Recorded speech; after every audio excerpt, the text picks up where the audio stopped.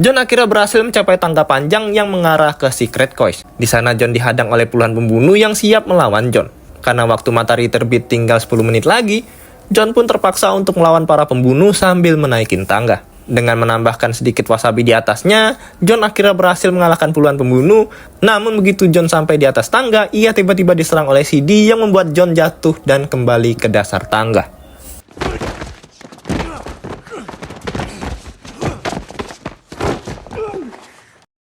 Di saat itu juga, Ken muncul untuk membantu John mencapai puncak dan membantunya membunuh anak buah CD. Tidak cuma Ken, Mr. Nobody juga datang membantu John melawan CD karena CD hampir membunuh anjingnya. Dengan bantuan mereka, John akhirnya berhasil melemahkan CD, kemudian dilanjut dengan anjing Nobody menggigit anunya, setelah itu dieksekusi oleh Nobody. Sebagai damage tambahan, anjing Nobody pun lalu mengencingi wajah CD.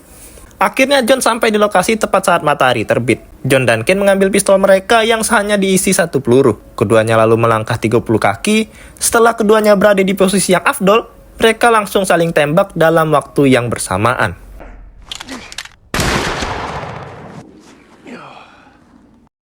Dalam saling tembak itu, John terkena di bagian tangan, begitu pula dengan Ken.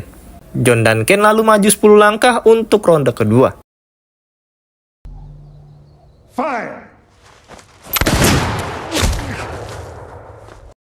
Di mana dalam tembakan kedua, John terkena di bagian pundak, sedangkan Ken di bagian samping perutnya. Karena salah satu dari mereka belum ada yang tumbang, keduanya pun maju 10 langkah untuk ronde ketiga. Fire!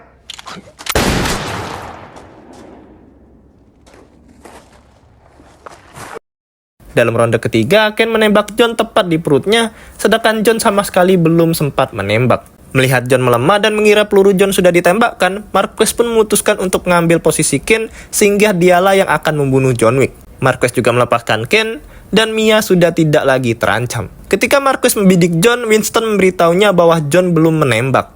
Dan dari situlah John langsung menembak kelapa milik Marquez. You arrogant asshole. He didn't shoot. Consequences.